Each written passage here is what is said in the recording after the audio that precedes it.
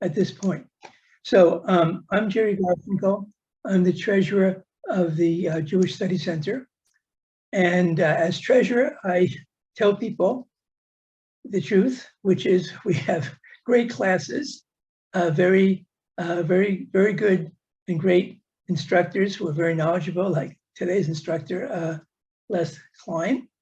But we do have expenses, even though our classes are free and most of our instructors don't charge. We still have other expenses such as Zoom, the website, et cetera, et cetera.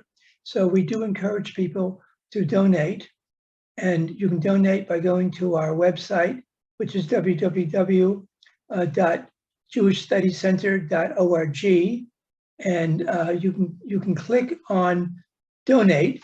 You can donate with a credit card or through your PayPal account or via check. If you say you could donate by check, the website will give you the address on where to send your check. Now, let's see now. We have the closed caption turned on, and as you probably realize, this is being recorded. After the class is over, I'm going to edit the recording to just cut off the stuff that began before we actually started the class. And then I'll post the recording on YouTube, and I'll send an email to everyone who's registered on where the recording is.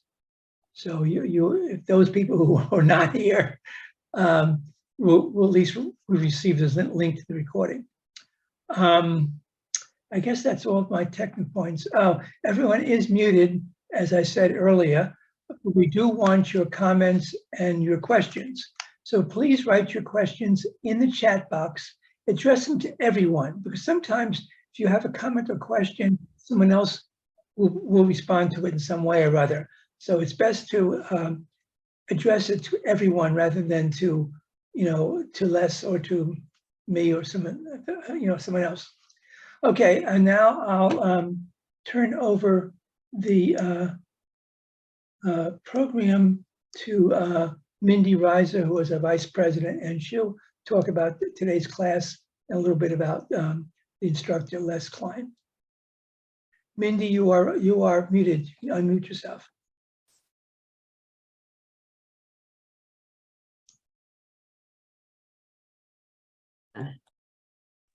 Okay, greetings, everyone. We are indeed covering the United States from coast to coast, literally, and we have folks from Canada, and we will be getting more. At this moment, there are about 125 of you. I have the great pleasure of introducing Les Klein, and we are in for a very interesting hour. Les is the principal co-founder and studio head of BDP Quadrangle, an architecture and planning firm based in Toronto, Canada. His practice encompasses master planning of innovative urban residential development, adaptive reuse of existing structures, and creating dynamic environments for ideas-based entrepreneurs. So keep him in mind if you're planning a structure in the future. In 1994, he was inducted into the College of Fellows of the Royal Architectural Institute of Canada. And in 2015, he received the Order of Da Vinci Award for service to the profession and the community from the Ontario Association of Architects. Mr. Klein has held numerous leadership roles in the Jewish Federation of Greater Toronto and also served on the board of directors of the Canadian Technion Society. He holds 3 degrees from the Massachusetts Institute of Technology, known and loved as MIT. He has a Master of Architecture from there, as well as undergraduate degrees in arts and design, as well as in mathematics. And now you will hear from Les Klein himself. Good afternoon, everyone, and thank you very much for joining today. It's my honor to speak with you, and I thank Mindy and Jerry for inviting me to join you. First of all, I just want to double check to make sure that you can see my screen. And I'm hoping that I can get rid of this. Yes, somehow we or can other. see it very well, Les. Thank you. Okay, and there's no interference with any other aspect. Okay, good. So thank you very much. I wanted to start off by adding a few things that weren't in my biography, for which I thank Mindy. First of all, it's probably important that you know that I was born in Hungary, and I am the son of a rabbi. My family and I arrived in the United States during the Hungarian Revolution, and I grew up the son of a rabbi in the conservative movement. I am a Ramonic. I went to Camp Ramah in Wisconsin and Massachusetts. And my wife and I joined the Reconstructionist Synagogue in Toronto when I moved there in the mid-1970s. My father, the rabbi, died this past New Year's Day on his 100th birthday. One of the things that he taught us as his children, my sister and I, was to think about the way things happened and why they happened, not via divine intervention, but due to the social, political, economic, and other impacts that impact our lives as human beings. And this study follows that approach. So I'm going to talk first of all about synagogue architecture and then hone our way into synagogue architecture in North America.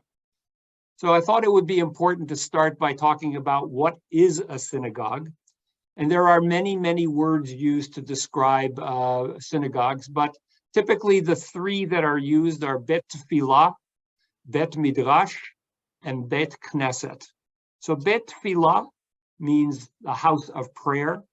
Bet Midrash is a house of study, and you'll remember or recognize the word Midrash because it is the same word as madrasa in Arabic, which means school. And then Bet Knesset, you'll recognize the word Knesset from the parliament, is a place of gathering, a community center, a community hall. Where did the notion of synagogues come from in the first place? So the Jewish people have two fundamentally different traditions.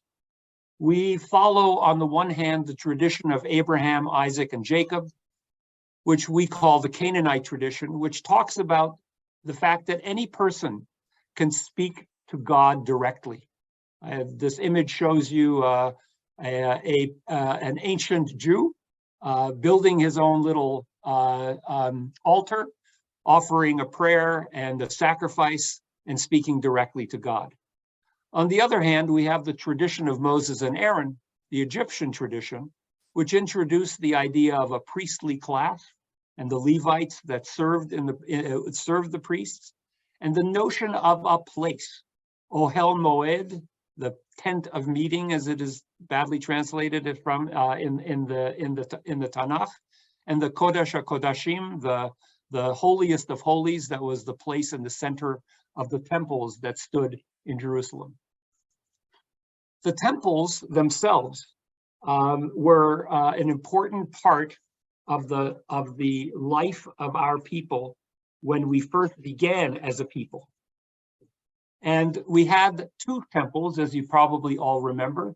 The temple that David and Solomon built. Solomon really built, but David began.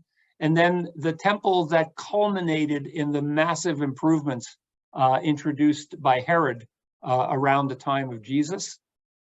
And they were, in the truest sense of the word, Batei Knesset. They were places of community gathering.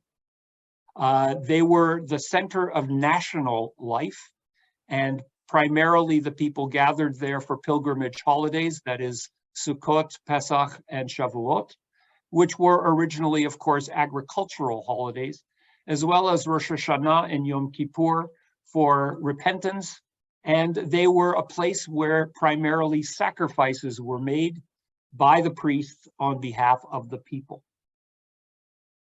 The destructions of the temple, of course, were a huge national trauma for us.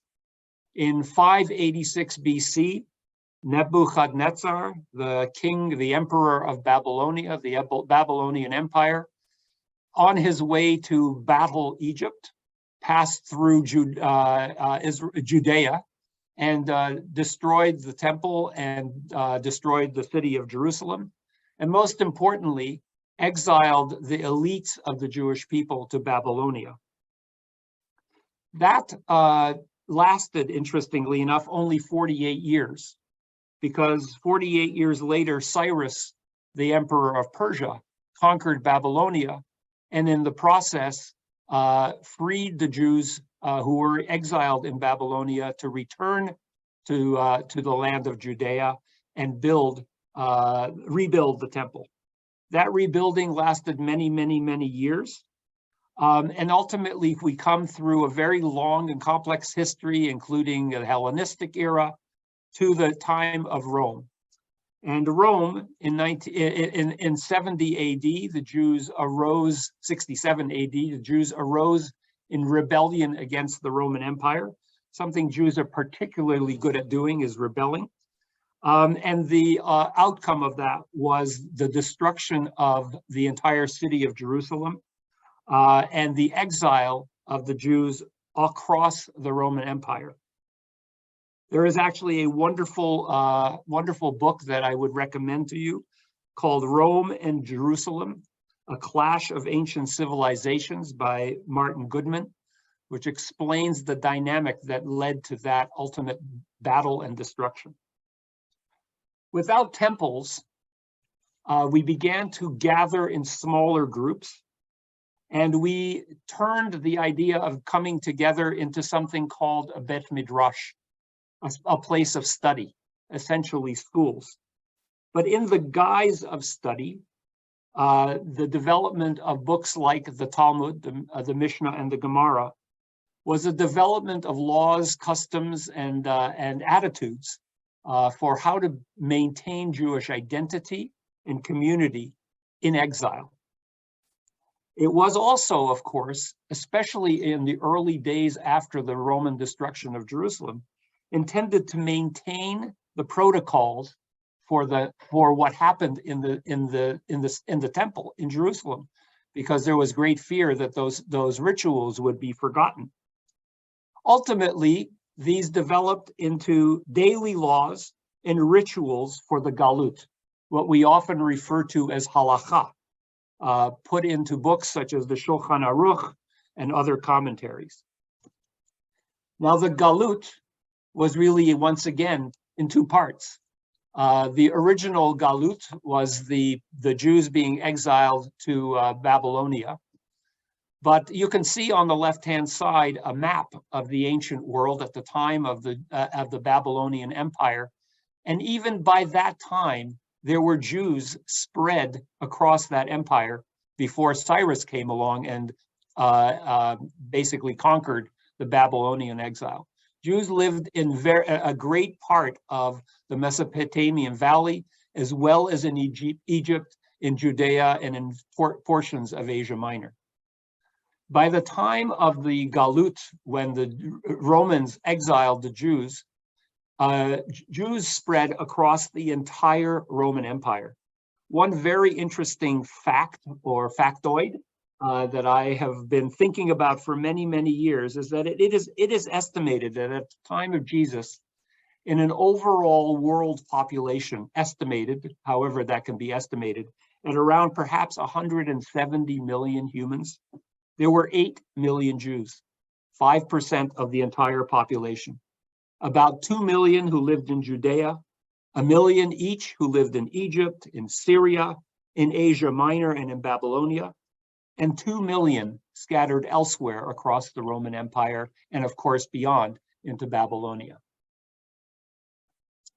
At that point, a major change happened. There was the conversion, if I can use that word, of the Bet Midrash into a Bet Tefillah.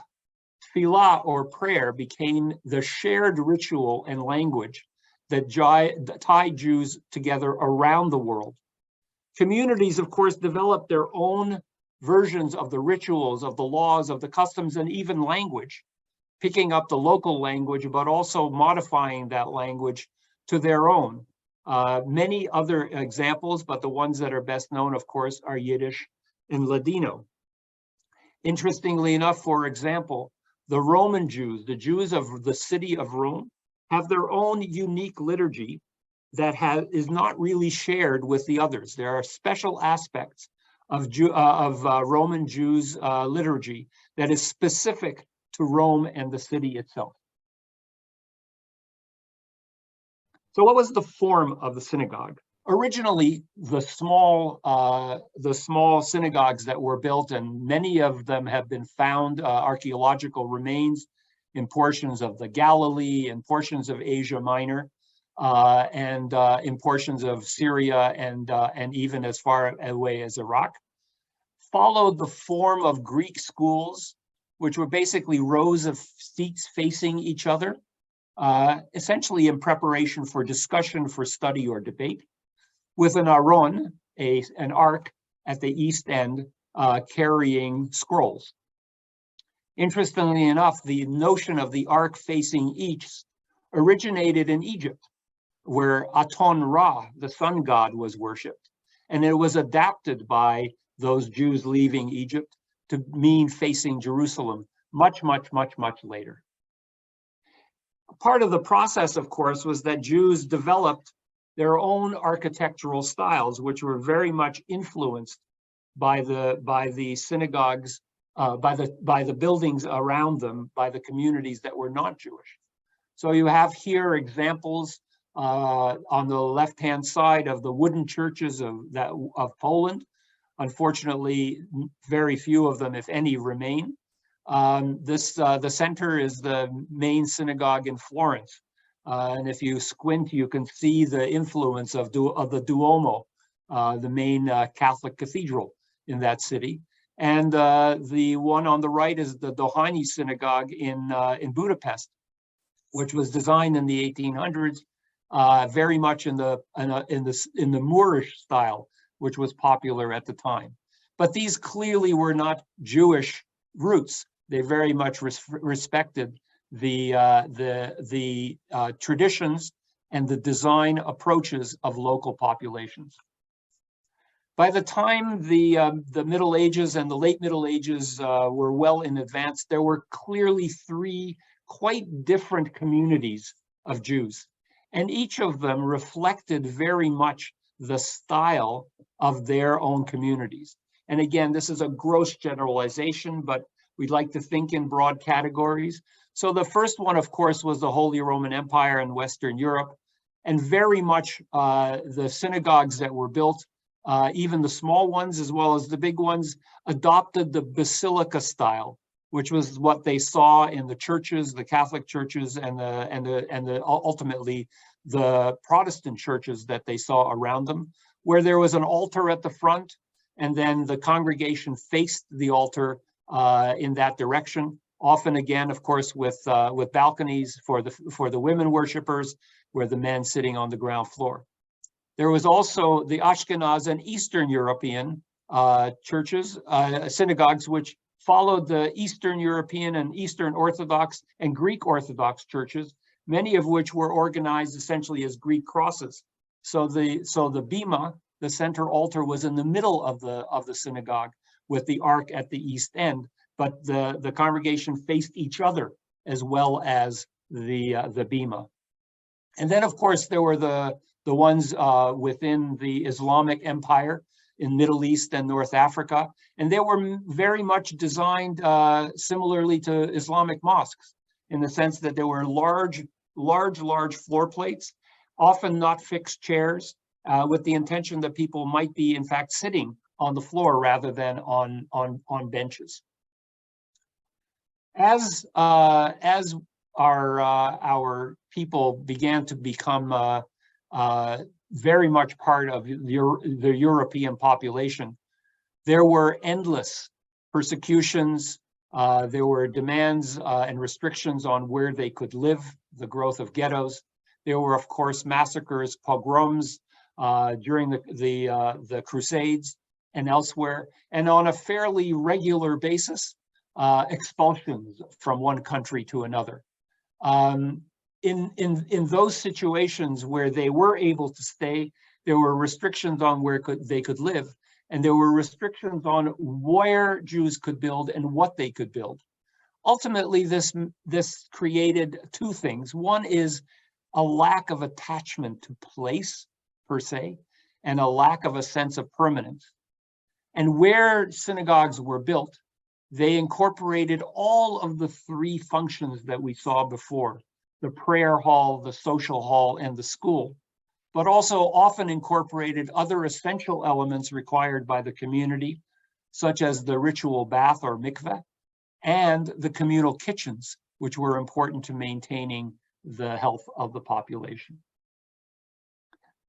Sorry, I want to go back for one moment to this slide. So just so you know what we're looking at here, on the left-hand side is the New Alta Shul in Prague.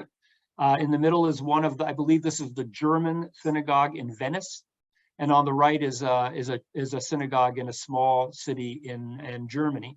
And you can see that they are very, very much modest. They were never allowed to be taller than the tallest Christian place of worship, and often not allowed to be even taller than the buildings next to them. And very rarely were they allowed any external ornamentation or sign that they were part of the Jewish community. One of the interesting local traditions was that in Italy, often synagogues had these 5 arched windows at an upper level. And they were a sign that this was a synagogue. They were resembling the 5 books of the Tanakh, the 5 books of Moses, and they were used as symbols to symbolize and to demonstrate to outsiders that this building had a particular function. Then we come to the middle of the 1800s, the age of revolution, the French Revolution, the American Revolution, the rise of Napoleon, and ultimately the beginning of the Enlightenment, or the Haskalah. Napoleon in particular really shook up the world order in Europe. He granted citizenship, full citizenship to the Jews, full rights and their ability to enter into society and into profession. And the Jewish communities in these places began to build synagogues that reflected that new status, that new identity, and that sense of having arrived, that coming of becoming a community that was identified as a full partner in the larger society. So on the left-hand side is the Central Synagogue in Berlin. In the middle is a synagogue, I cannot remember the name of it, but also in a smaller, I believe that's Bucharest, actually, now that I remember, the Central Synagogue in Bucharest. The third one from the left is the Central Synagogue in Paris, and the last one was a Central Synagogue in Vienna. Just to give you a sense of the dramatic contrast between these synagogues and these synagogues, which clearly speak of a newfound confidence and self-expression. Of course, in the Haskalah, the Jews were given full partnership, but one of the places where the Jews looked for new opportunities for religious freedom and to be part of the society at large was in the New World. There were waves of immigration, but they were relatively small. But there were Jews found in the colonies of the United States, in other words, the British and other British colonies, as well as the Spanish and Dutch colonies in North and South America, as well as the Caribbean. And this happened mostly in the Jews began to arrive as early as the 1600s, but in substantive form, they began to arrive in the 1700s and then ultimately the 1800s. The synagogue on the left is the Central Synagogue in Curaçao, which was a Dutch colony, and on the right is the synagogue in Kingston, Jamaica. Ultimately, we come to North America, and the synagogues become the centers of the Jewish communities. And these are community centers first, schools second, and houses of prayer third. And the synagogue design reflects the traditional values and the traditional architecture of its own communities. So on the left hand, these are the three oldest synagogues in the United States. On the left is a Truro Synagogue, in Newport, Rhode Island. In the center is the original synagogue in Charleston, South Carolina. And on the right is the synagogue in Savannah, Georgia. All of these have fascinating stories about how Jews came to arrive in these locations and came to build communities and began to experience the experience of life in the New World. But then we begin to see the first large waves of immigration to North and South America. And this began in the late 1800s and early 1900s. The Jews are living in dense communities in large cities with large population of Jewish immigrants. And they build synagogues often organized around where they came from. So there were synagogues named Anshe Minsk and Anshe Lutz and various places reflecting where they came from and being able to attract other people from their community. These are a variety of synagogues built in New York City alone. You can see that they reflect a little bit of that tradition of the Haskalah, of the expression of Jewish identity from Europe. But they're also built very much, some of them on quite constrained sites. And they provide the opportunity for these communities with ties to the old world to come together again and be able to identify. They also were very much a part of the absorption process of people coming from the old world and being able to have help in becoming absorbed into American society. Then we come to post-Second World War North America. By this point, particularly in the United States and Canada, to some extent in other places like Mexico, Peru, Argentina, and even Colombia, Jews experienced a profound level of prosperity. There was a move away from the cities and into the suburbs. And there was a gentle or dramatic shift from traditional to mid-century modern architecture. I have here two examples on this slide and the next of two synagogues in Toronto. The first one is called Holy Blossom Temple, Pirkei Kodesh, as is known in Hebrew, but the Holy Blossom Temple, which originated in a synagogue in downtown Toronto on the left-hand side. And as you can see, very much reflective of that old world grandeur and old world grand architecture. And then when they moved in the 1930s uptown, which is now very much midtown, they built a synagogue that was very, very much part of the new wave of modernist interpretations of traditional cathedral architecture. Shockingly, of course, it being a Reform synagogue, they chose to orient their arc to the west rather than to the east, causing shutters to go through the community, but in fact became very much a part of that particular tradition. Let me quickly jump in here before we get too many more questions, Les. Several people wanted to know the names of the several New York City synagogues you showed a few slides back. I wish I could tell you. I don't have them to hand, but I can provide them later. Okay, the only one I can remember is the one on the left, which is the Eldridge Street Synagogue, which is now a synagogue and a museum. In what is now Chinatown in New York. I highly, highly recommend going there. It is a beautifully restored building. The others, unfortunately, I don't know the names of, but not difficult to Google. Okay, thanks. Sorry. And then this one is another more stark example. This was, and I should say, by the way, that Holy Blossom Temple is the largest Reform synagogue in Canada. And this is the largest conservative synagogue in Canada, also in Toronto. And you can see this is they're called Congregation Beth Tzedek. You can see the original synagogue that they built in downtown Toronto many, many years ago when horse and buggies were still around.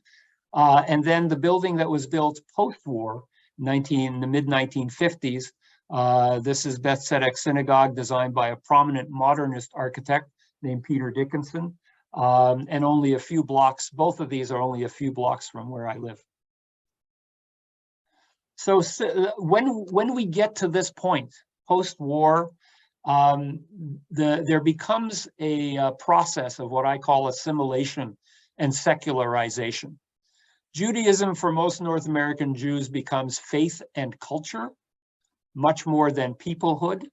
And therefore, it becomes a different kind of place, the synagogue. The rise of the notion of the 3-day-a-year Jews, those who arrive on Rosh Hashanah and Yom Kippur, and otherwise don't go there, except when there is another reason, mostly to celebrate life cycle events, births, b'nai mitzvah, conversions, weddings, funerals. And they also serve as social halls, and social halls not only for social activities, but as importantly for cultural activities, everything from music to art to dance.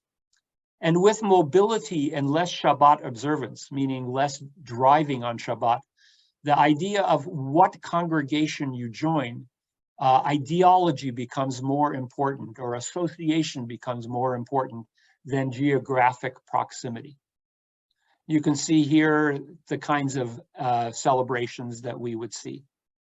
And in the 1960s and the 1970s, this really, I view this as the beginning of the flowering of North American synagogue architecture.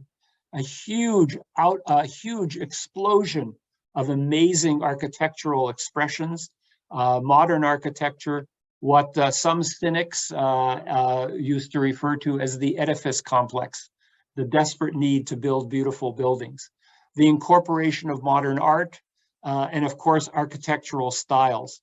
And what I like to say is perhaps the most important element in many of these synagogues and community centers was the folding partition, which created the flexibility to accommodate the mass of Jews that arrive for 3 days a year on Rosh Hashanah and Yom Kippur, but then otherwise accommodate a much smaller congregation for prayer and much larger activities for the other elements of building community. So I'm going to go through and show you, the only way I can describe this is some of my favorite synagogues. These are some of my favorite synagogues, and I can't sing that for you, but I would try. But they are indicative of the aspirations of the American Jewish community in particular for expression of their community as an independent and fundamentally Jewish community in a place where for the first time in centuries, they were able to express this. So this is the Beth Shalom Synagogue in Elkins Park, Pennsylvania, just outside of Philadelphia. It was designed in 1954 by Frank Lloyd Wright. And as you can see, it really does, for those of you familiar with Wright's architecture, it reflects a lot of his later career, where he was reaching and using many elements of Japanese architecture in his expressions. It is incredibly beautifully filled with daylight. It focuses very much on the idea of basilica style, but it is a thrust stage bima. So it's not straight, everybody is only looking straight east, but there is a bit of a theater in the round going on there. And all of the elements focus on detail and on grandeur and on the sense of awe and purpose. The second one is Temple Bethel in Providence, Rhode Island. It's a very different one, but again, in some ways, it reflects that same idea of grandeur.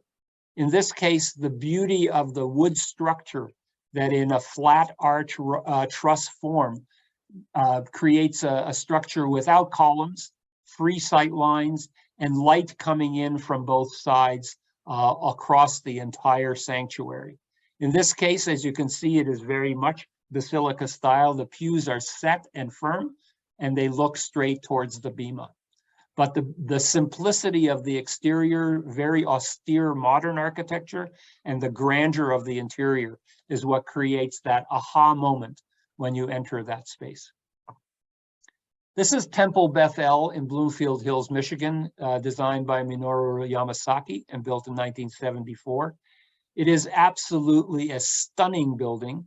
Again, surprisingly in my mind, not surprisingly, but very much in my mind influenced by Japanese design principles, but a beautiful piece of structural design as well, in the sense that the top of the building is quite narrow and the light comes in through the skylights.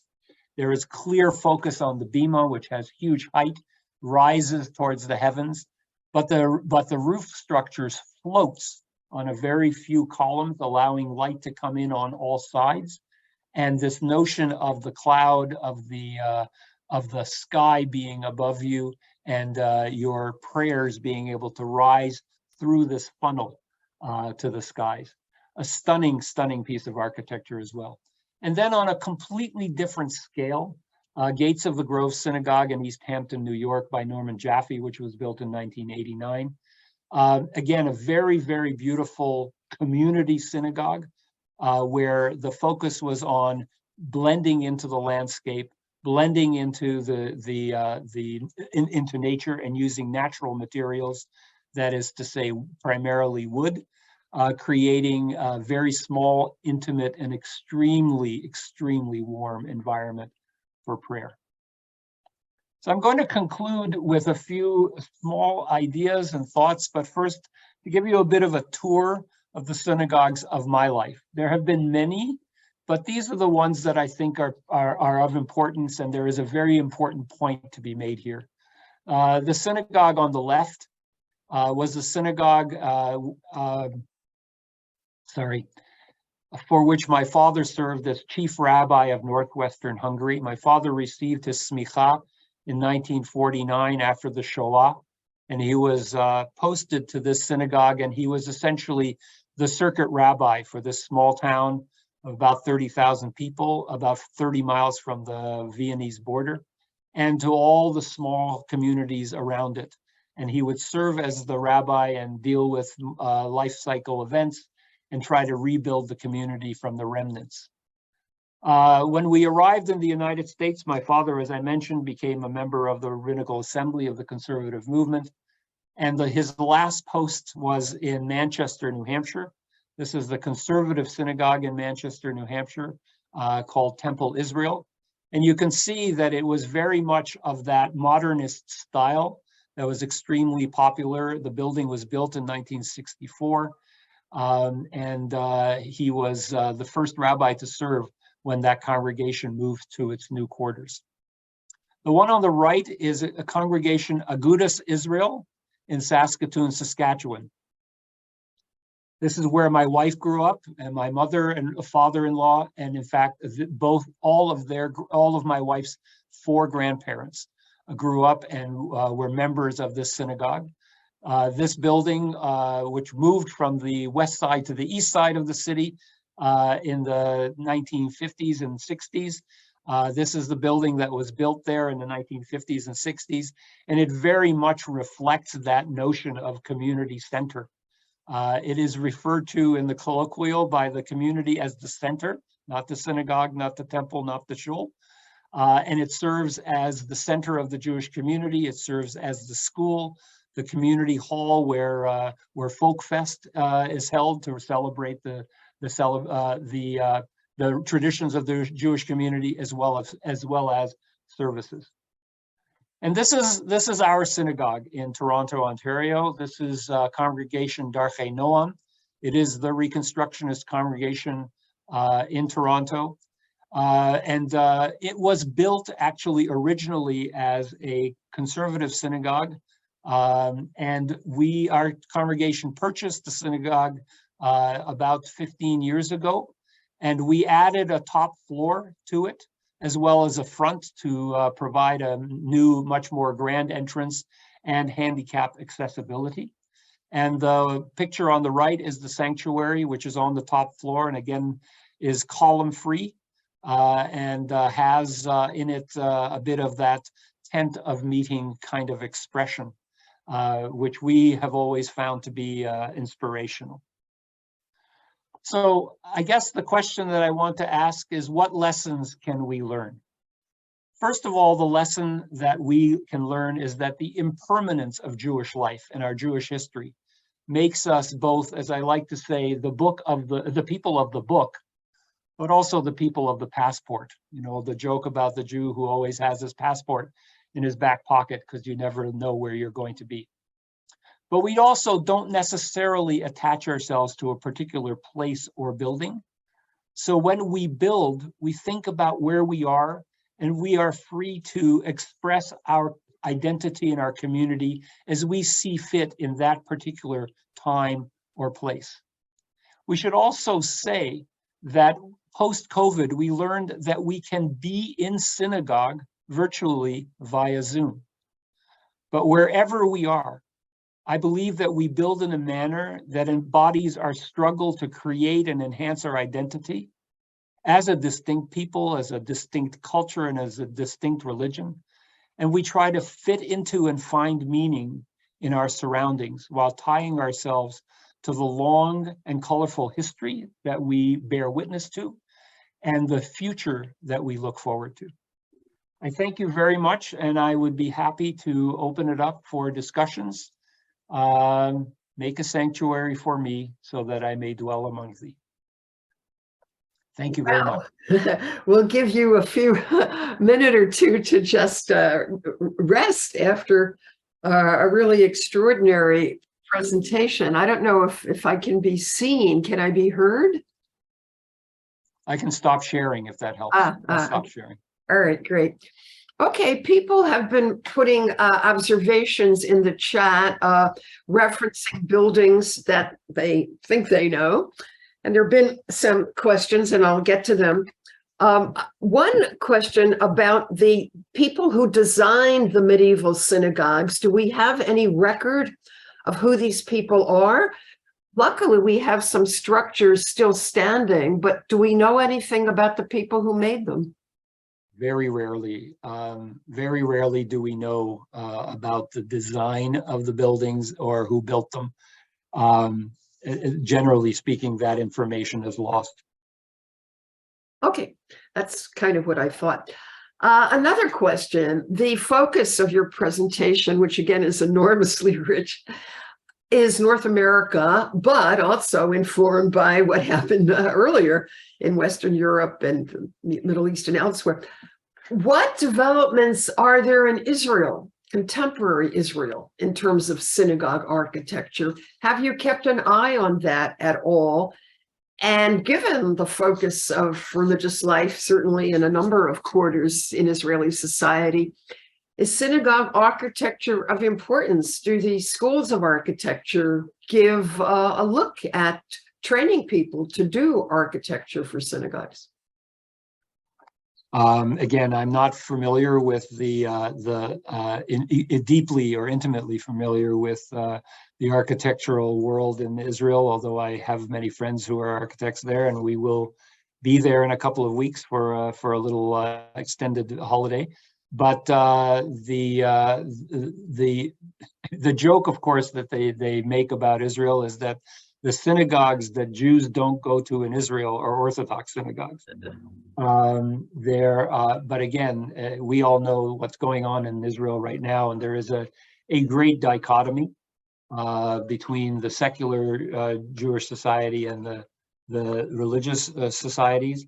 I dare say that there isn't a huge amount of focus on grand design. There are a few big synagogues that have been built in Israel, and some of them, of course, are very interesting.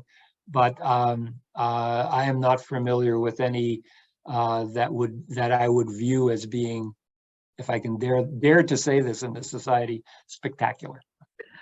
Okay, people are commenting, and again, people have opinions and preferences. Concern about the fallout from the edifice complex, Les. What is happening to some of these structures? As we know, synagogue attendance has been falling off, at least in some communities. Are these synagogues reverting more to their community center function? Are they actually being repurposed in some ways? And then again, flowing from that, thinking in terms of design now for the upcoming generations in terms of actual edifices. A very good question. I showed you those two synagogues in Toronto, the earlier one and the later one. Both of the earlier versions of those synagogues have been converted to churches. Ah. One is a Greek Orthodox church, and one I believe is a Protestant church. So there are other communities that come along and repurpose it. But if you want to speak about the broader question about school places of worship in general, there's a massive issue associated with the amount of land that churches occupy and the challenges of communities maintaining them. Many of them have sought to intensify their sites by taking a portion of the land and building housing or other things associated with them. And many of them have converted their primary uses to other like uses, such as you say, community centers, as well as cultural centers. So. Okay, obviously, from the bio that I read, again, it's a brief bio, there's a whole lot more one could say. You're very much involved in the architectural community in Canada. What do you hear from younger men and women, because women are architects happily now too, in terms of their being approached to design synagogue? Is this happening? Have they shared with you some of their thinking in terms of what they would like the structures now to be? In every case where I have spoken with people who are designing synagogues, they've come to me for advice, of which I can only provide a limited amount. The challenge has always been not so much what are the traditional elements of a synagogue. That's never been the issue. Everybody knows what the traditional elements of a synagogue are. Really, the challenge is how to create a structure that will be alive and working and serving the community for more than just even one day a week, let alone 3 days a year. And that has to do far less with the edifice and far more with the community. How do they enrich the lives of their members and of those who attend in a way that draws them to a place? In other words, how do you take the temporal and turn it into physical as a means of creating community and building community? And again, you yourself have designed synagogues, and I'd like you to say a little bit about that if you want to, and also your thoughts on precisely how to do that. Speaking for yourself and your own practices, what are you trying to highlight to invigorate, enliven, and enrich the community to make the synagogue a vivid, living, and important presence? I think I will say, first of all, that the best architects, no matter what it is that they do, are architects with one very important physical feature, which is that they have big ears. They have to be amazing listeners, and they have to listen to their clients and their communities to understand what it is they want to achieve. And to the extent that they possibly can, they need to try to give physical form to those quite intangible elements that make a community an actual whole and working one. So that's very, very important. And that is why synagogues don't look alike, because synagogues reflect all of those individual aspirations of individual communities. They reflect the time, the place, the people, the economics, the politics of everything around them. And they are, in that respect, very, very much products of the moment. The challenge for us is, I will give you one example just from the synagogue that I designed for our own congregation. The original synagogue that was there was a 2-story synagogue where the entrance to the second level was via a set of stairs not unlike the climb that Moses himself experienced in going to the top of Mount Sinai. They were built for a congregation that was young, youthful, and idealistic. And 40 years later, they were a congregation that was sadly very elderly. Their children had moved away and joined other synagogues. And the people literally could not walk up the stairs to get to the front door. So when we took over the building, our challenge as the young dynamic synagogue was to build something that was reflective of what we needed. First of all, both a synagogue and a social hall rather than a synagogue that served as both. And more importantly, to provide full handicap accessibility from the ground floor to every floor of the building. One of the piers that you saw in the front of the building actually houses an elevator, which is accessed from each and every floor. We are now well into our 15 or it's almost through our second decade of being in that building. And we ourselves are finding ourselves challenged where the original dynamism of the existing building requires us to rethink how we reinvigorate that space. And do we bring in activities like a daycare center? Do we provide outdoor space so that people can hold weddings outdoors, et cetera, et cetera? These are all challenges that our congregation is facing. It is not unique and it is not particularly special to any Jewish congregation facing these kinds of questions, or for that matter, any faith community facing these challenges where they have a physical piece of property that requires their attention. Okay, I have to tell you that we are blessed, to use that word, with about 130 people.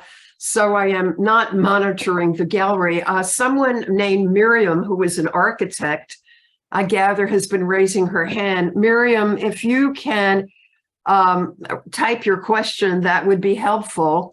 Or I don't know how many Miriams are on this call. So I don't know if 3 or 4 Miriams might answer at once. Miriam, can you hear me? All right. While Miriam is perhaps, Miriam, there she is. All right, go ahead, Miriam. Yeah, well, thanks for a wonderful presentation. I guess I'd like to encourage you to include the Synagogues by Eric Mendelsohn, which he did in the Midwest after World War II, and which are really quite extraordinary. And also, I know one of your colleagues, a dear friend of mine, Bridget Shim Sutcliffe, they just built a new synagogue about 10 years ago. And I think that it very much explains sort of like very contemporary reflections on what it means to build a synagogue in the present. I think I don't remember exactly when they finished it, but you probably know Bridget because she's in Toronto. I know Bridget and Howard very well. Yeah, and, yeah. I was very, very clearly told that I had 45 minutes for my presentation. Otherwise, I would talk for another hour and a half, just showing you my other favorite 100 or so synagogues that we could share. So forgive me if I left out your favorites. It was not an error of omission. It was merely a matter of time. Okay, well, thank you. I just think it answered a number of questions about that people raise, which is about some of the contemporary examples. So thank you. And I would have liked seeing your design for your project. Les, yes, thank you, Miriam. Les, we still have a little while if you want to pull up the slides of your own work. I'm happy to engage in conversation at this point. To set that up would take more time than you. All right. Okay, fine. Somebody asked us if there are synagogues with swimming pools. I have no idea. Yeah, I found that. Unless you can swim in a mikveh. Okay. All right. In terms of the world that the pandemic has left us with, and people sharing thoughts and concerns and yearnings via Zoom, what do you think this means in terms of edifices at all? Will this go down? Will the peripatetic nature of communal worship be changing? Will young people be willing to invest the money that a building commands? And there's upkeep and there are all sorts of things. How are these questions now being looked at by the architectural community and the people in the Jewish federations and the Jewish institutions that often wind up supporting such structures? I would say stay tuned to the next edition of Synagogue Architecture in North America, brought to you by the Jewish Studies Center in February of 2033. And we shall definitely know how that all worked out. At this point, we are very much in flux. We are all trying to figure this out. There is no doubt that Zoom has blessed us, although not because we wanted it to actually recognize our ability to create connections across many, many, many miles, many, many, many time zones for important events that otherwise we could never have had. My father's funeral, which was held on New Year's Day in Portland, Maine, we had about 25 people in the chapel in Portland, and we had about 40 people from around the world joining us, literally from around the world joining us for that funeral. That could not have been possible. My mother-in-law, who is watching this lecture regularly on Shabbat mornings, joins the Shabbat services at Holy Blossom Temple via Zoom. These are blessings that we cannot take for granted. Our ability to connect to our community in ways that otherwise would have created huge physical demands on us is one thing that I believe it will, in the long term and used properly, move to unite us and to provide us a much more sense of connection and interdependency with our communities. Okay, there were some extraordinarily distinguished architects who designed synagogues, Frank Lloyd Wright among them. Somebody asks about Frank Gehry designing a synagogue, and do we know anything about the discourse between some of these architects who do not come from Jewish traditions and their interlocutors who asked them to actually design synagogues? Are there any interesting stories there? Again, I'm not familiar with those stories, so I'm not going to speculate. Okay. But I do know that there is an interesting dynamic between Jewish architects and non-Jewish architects when they are designing synagogues. Just for the record, Frank Gehry is Jewish, although Frank Lloyd Wright was not.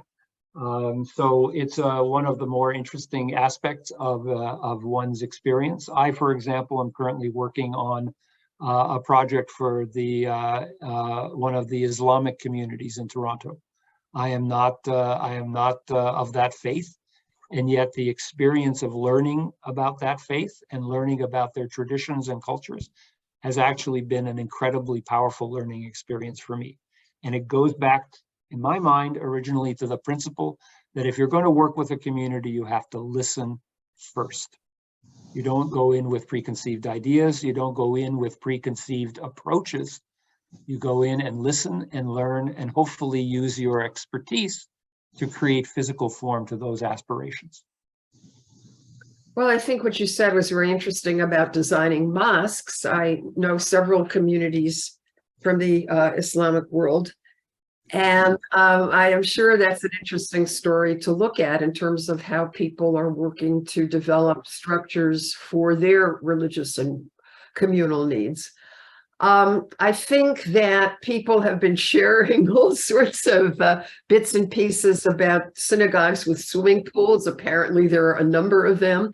The chat is a very interesting repository, and maybe we could save that.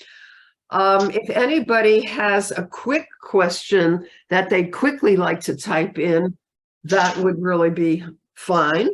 And if you would like to add anything else, I would also say that there have been a number of calls for a second lecture from you, Les. So maybe we could talk about that at some point. maybe later in this year, 2023, or early in 2024. And if anyone, let's see. Paul has his hand up. Pardon? Yeah, Paul Paul has his hand up. a earlier graduate at MIT. Hello, Paul. Oh, Paul, that's me. Yeah, one question on the Temple of Solomon. I've always had trouble with the speculative reconstructions, although they're based on a lot of information in our literature. The big problem I have with it is the reconstruction concept is it's so unlike anything built at that time, except for except for some reflections on the layouts of Egyptian temples. Mm-hmm. And the temple, the portable synagogue that was carried through the desert. The big problem I have is the large central tower element. I don't think that would have withstood many earthquakes over the years, the centuries that it stood. And I think the lecture was excellent. I'd like to meet with you sometime. I'm also an MIT grad in architecture, and I was the editor of Hans Blumenfeld's writings. Hans Lovely. Blumenfeld, the Toronto planner. Lovely. Very much. Lovely. Thank you. Nice to meet you, Paul. Okay, any final words, Les? Thank you very much for coming. I see we're starting to lose people. But I appreciate everyone attending. I hope that there was some interest for everyone, and recognizing the breadth and depth of the topic. I apologize if it was a bit light on some aspects, but I'm hoping that the content was nourishing for your minds and perhaps even for the souls. It's certainly something that I love and something that I appreciate. So I wanted to thank the Jewish Studies Center for inviting me. We'll have to discuss whether there's a part 2. This has been a pleasure, and I wish you all the best. And I believe, just like in Ontario, I believe that in the United States tomorrow is something of a holiday, but I'm not sure. So enjoy the extra time off, and thank you, all the best. Thank you. And people are asking, I think I might even say clamoring for an email recording, which Jerry will take care of. And maybe Jerry would make some final remarks. Yeah, I want to give, first of all, you were saying, and also Jan Kaufman was in the chat about the fact that, people who are leaving synagogues and that stuff, especially, of course, in Eastern Europe, since most of the Jews after the Holocaust have left. Miriam, who spoke before, I know has been working on cemeteries in Eastern Europe and Ukraine and stuff, because nowadays cemeteries are where Jews are rather than synagogues, unfortunately, in Eastern Europe. Another question I have is, you were talking a lot about the fact that the most important aspect of a synagogue is not so much the physical building, but the community and the community that it serves and how it serves them. And I know you said you were going to reconstruction of synagogue. I'm wondering how much influence of this community aspect is coming from Mordechai Kaplan, who was one of the great, Jewish principles in the 20th century. Well, first of all, let me just make sure that everybody understands that reconstructionist doesn't mean that we're all in construction. Just want to make that very, very clear. But certainly the principles which were set out for me by the building committee of my congregation reflected very much the approach that Mordechai Kaplan established in the reconstructionist community, which was about a sense of peoplehood, first and foremost, and a sense of our need to serve the community rather than, as he reinterpreted the notion of chosenness for the Jewish people. The Jews were not chosen, we chose. We chose to serve our community in a particular way. And I think that the principles of inclusivity, accessibility, and sustainability that we established early on as main elements of our building program were driving forces in that design. So much of it sits, as I say, behind the curtains. Everything from the elevators to the solar panels on the roof, to the notion of creating a community where we can welcome many people from many different backgrounds into our congregation is a very important part of what makes our place a particularly special place. But I believe that every place where Jews gather is a special place, because we are so few. And again, I will make a little tiny pitch here, but both my wife and I grew up in what we would call small Jewish communities. Manchester, New Hampshire was not a large Jewish community, and neither was Saskatoon, Saskatchewan. And one of the things we learned when we were in those communities is that every Jew counts. There is no, you cannot allow yourself the luxury of saying, him I don't talk to. In a Jewish community that is small, we need to gather together and provide each other mutual support. I believe that's as appropriate to a large community as it is to a small community. And if our synagogue designs can in some way, shape, or form foster that sense of responsibility for one another, I think they will have been doing their job. Let me just jump in here, Les. I'm sure you haven't done a census, but I would imagine there are not too many architects who are sons of rabbis. I think you fall into a small community here. I had a young woman who worked with me very early on in my career. She was with our office for several years. She was the daughter of one of the largest. She was the daughter of the rabbi of Beth-Tzedek, who the photograph that I showed you. Oh, that's wonderful. So just so you know, they're everywhere if you look. All right, McCain Yerbu. That means in Hebrew, and may they multiply.